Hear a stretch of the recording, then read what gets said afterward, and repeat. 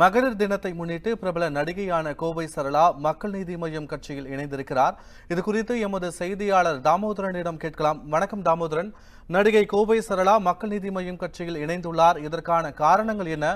இது குறித்த விவரங்களை நீங்கள் பதிவு பண்ணலாம். வணக்கம் பத்மநாபன். மார்ச் 8 சர்வதேச உலக மகளிர் தினம் கொண்டாடப்பட்டு வருகிறது. இதில் சென்னை ஆல்பர்பேட்டையில் இருக்கக்கூடிய மக்கள் நீதி மைய கட்சி அலுவலகத்தில் மகளிர் தினமானது தற்போது மக்கள் நீதி கட்சி தலைவரன் கமலஹாசன் தலைமையில் தற்போது நடைபெற்று வருகிறது.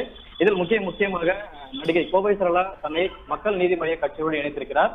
மேலும் உமா இளங்கோ என்ற மருத்துவரும் கோவையை சேர்ந்தவர், அவரும் தன்னை இணைத்துக் கொண்டிருக்கிறார். மேலும் சென்னையை சேர்ந்த கல்லூரி மாணவர்கள் கிட்டத்தட்ட ஒரு 30க்கும் மேற்பட்டோர் மக்கள் நீதி மைய கட்சியுடன் தங்களை இணைத்துக் கொண்டிருக்கிறார்கள்.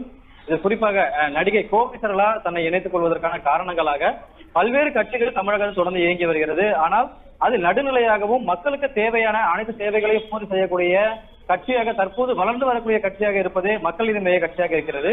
அதனால் தன்னை அதில் இணைத்துக் கொண்டதாகவும், மேலும் மக்களுக்கு தொடர்ந்து அனைத்து சேவைகளையும் செய்ய வேண்டும் என்ற ஒரு நோக்கத்தின் அடிப்படையில் தான் தன்னை மக்கள் நீதி மைய கட்சியில் இணைத்துக் கொண்டுள்ளதாகவும் அவர் தெரிவித்திருந்தார்.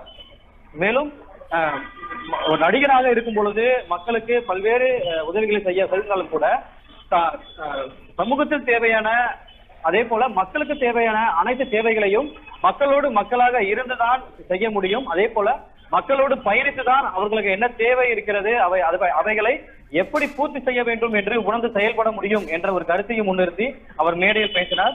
இப்படி பல்வேறு வகையான அந்த மக்களுக்கு தேவையான பல்வேறு பணிகளை செய்வதற்கான இடத்தை மக்கள் நீதி மையம் எனக்கு வழங்கி இருக்கிறது. அதனால் தன்னை மக்கள் நீதி மையத்தோடு இன்று முதல் இணைத்துக் கொள்கிறேன்.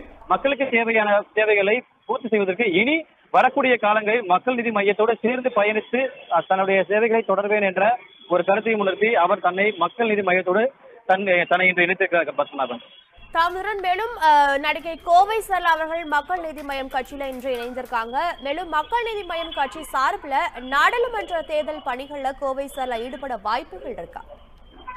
குறிப்பாக மக்களவை தேர்தலுக்கான தேதி விரைவில் அறிவிக்கப்படக்கூடிய இந்த சூழலில் மக்கள் நீதி மையம் சார்பாகவும் அதற்கான பணிகள் தொடர்ச்சியாக நடைபெற்று வருகிறது.